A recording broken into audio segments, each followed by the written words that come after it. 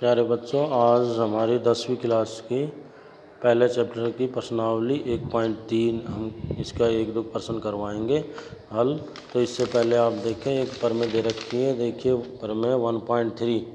मान लीजिए p एक अभाज्य संख्या है और यदि p a स्क्वायर को विभाजित करती है तो p a को भी विभाजित करेगी, जहाँ a एक धनात्मक पूर्णांक है। केवल इसको याद करने के लिए है, ये हमें याद रखना है कि p कोई अभाज्य संख्या है। p एक अभाज्य संख्या है, p अभाज्य संख्या है। अगर एक को विभाजित करे, ए स्क्वायर को विभाजित करती है ये, तो ये कह रहा है एक को विभाजित ए स्क्वायर को करेगी तो एक को भी करेगी।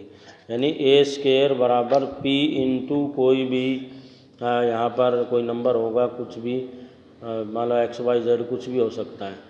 इसका मतलब है a square is the product of p into x, यानी p और x की गुणा के बराबर लिखा है हमने। तो p एक को डिवाइड कर रहा है, तो ये कह रहा है इस थ्योरम के अनुसार p एक को भी डिवाइड करेगा, p एक को भी भाग करेगा।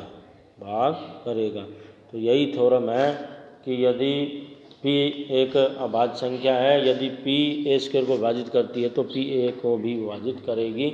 a एक धनात्मक पूर्णांक है।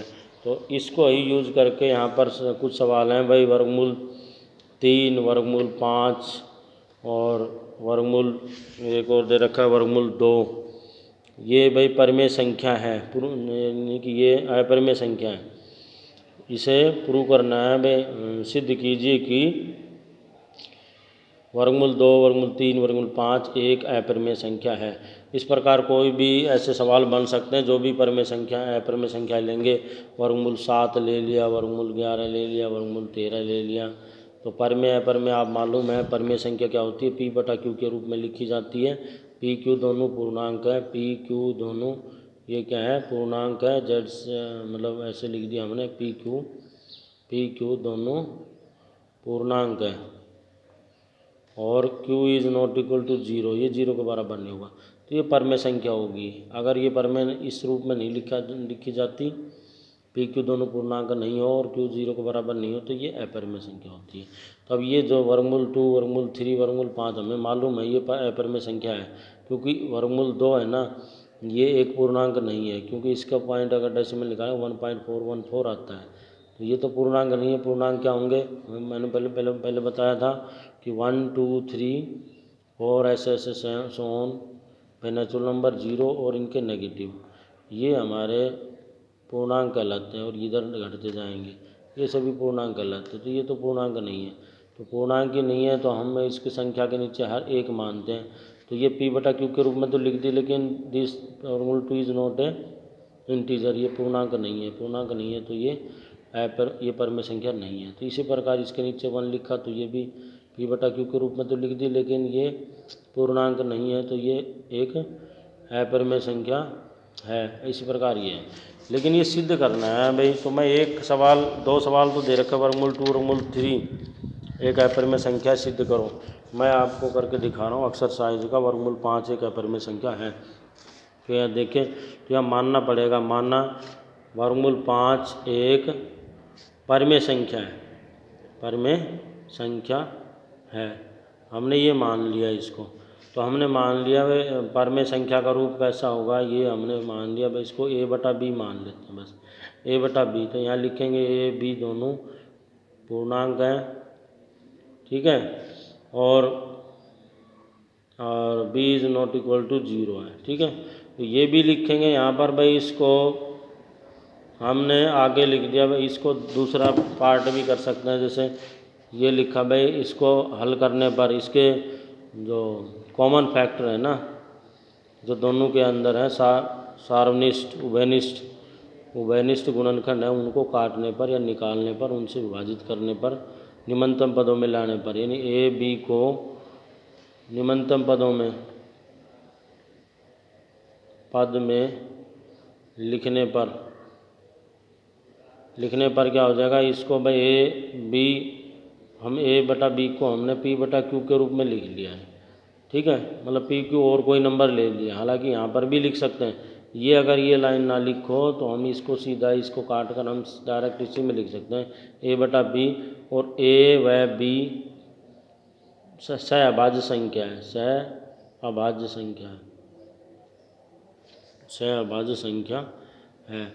इसका अर्थ क्या होता है? सहअभाज्य संख्या यानी कि दोनों के अंदर कोई भी उपनिष्ठ गुणनखंड नहीं है, यानी ए व बी का HCF एक है। इसका अर्थ ये है, यानी इनके अंदर कोई भी कॉमन फैक्टर नहीं है, आगे इसको निम्नतम पदों में नहीं लाया जाएगा। तो इसको सोल्व करेंगे। हमने लिख दिया b वर्गमूल 5 बराबर a। अब लिख दिया दोनों तरफ वर्ग करने पर वर्ग किया मैंने इसको, तो क्या होगा b स्क्वायर, और ये हो गया 5 गुना में, ये हो गया a स्क्वायर। अब देखो a स्क्वायर बराबर लिखा हुआ है 5b स्क्वायर, इसका अर्थ है एक का फैक्टर है b स्क्वायर और 5 है ना, तो 5 a स्क्वायर को विभाजित करता है। तो हम यहाँ लिख सकते हैं भाई 5 a स्क्वायर को विभाजित करता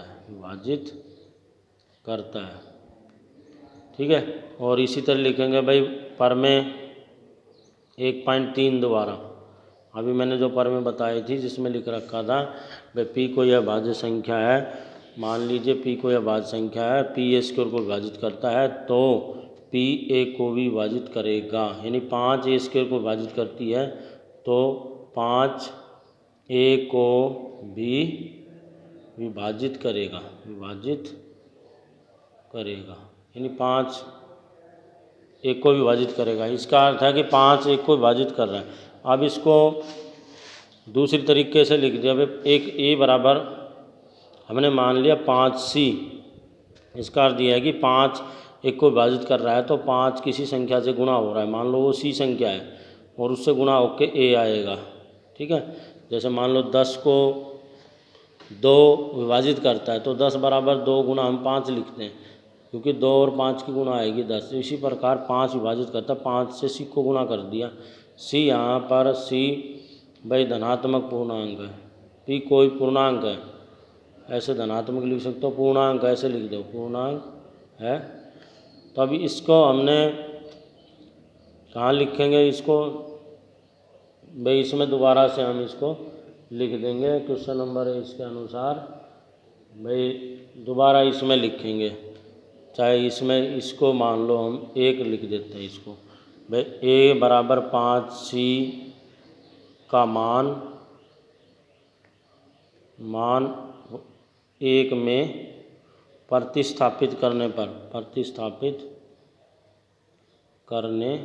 पर ये लिखा हमने, यहाँ पर 1 में लिखा b स्क्वायर बराबर b स्क्वायर गुना 5 बराबर 1 की जगह हमने लिख दिया 5c, इसका स्क्वायर करा 5c है, ये 5c इसका स्क्वायर किया तो ये क्या हो जाएगा b स्क्वायर बराबर b स्क्वायर, ये हो जाएगा b स्क्वायर और गुना 5 बराबर 5c का स्क्वायर हो जाएगा 25 और c स्क्वायर हो जाएगा। इसको काटेंगे तो ये हो जाएगा b स्क्वायर बराबर 25c स्क्वायर बटा 5, 5 से काटा तो ये आएगा 5, यानी कि b स्क्वायर बराबर 5c स्क्वायर। इसका अर्थ क्या हुआ, b दो संख्याओं की गुणा के बराबर 5 और c स्क्वायर, इसका मतलब 5 b को भाग कर रहा है। तो अतः यहाँ पर लिखेंगे भाई, यहाँ से इसको 2 लिख दो, ठीक है। इसलिए यहाँ पर लिख सकते हैं भाई, इसका अर्थ ये हुआ, इसका अर्थ है कि 5 b स्क्वायर को विभाजित करता है, ठीक है। अब विभाजित करता है तो हम पर में 1.3 दोबारा ये लिखेंगे, 1.3 दोबारा क्या हो जाएगा कि 5b को भी विभाजित करेगा, तो 5b को विभाजित करेगा, इसका मतलब 5 है ना, 5 a व b दोनों को विभाजित करता है, दोनों का गुणनखंड है, उभयनिष्ठ गुणनखंड है, यानी कि इसमें भी लिख सकते हैं भाई दोनों को भाग करता है, बस उभयनिष्ठ गुणनखंड है। लेकिन यह लिखोगे यहाँ पर, लेकिन यह हमारे तथ्य का विरोधाभास है, भास है कि विरोधाभास है कि ए व बी सहअभाज्य संख्या है। सहअभाज्य संख्या है। सहअभाज्य कैसे? अभाज्य अभाज्य होता है। सहअभाज्य संख्या है ये, क्योंकि हमने शुरू में मानना था। अब इसका विरोधाभास है। विरोधाभास है इसका अर्थ है कि हमारी कल्पना गलत है। हमारी कल्पना यह लिख दो, यह हमारी गलत कल्पना द्वारा आया है। यानी कि जो ये आया है विरोधाभास, ये हमारी गलत कल्पना से आया है। और गलत कल्पना क्या थी? जो हमने मानना था कि वर्गमूल 5 एक परिमेय संख्या है।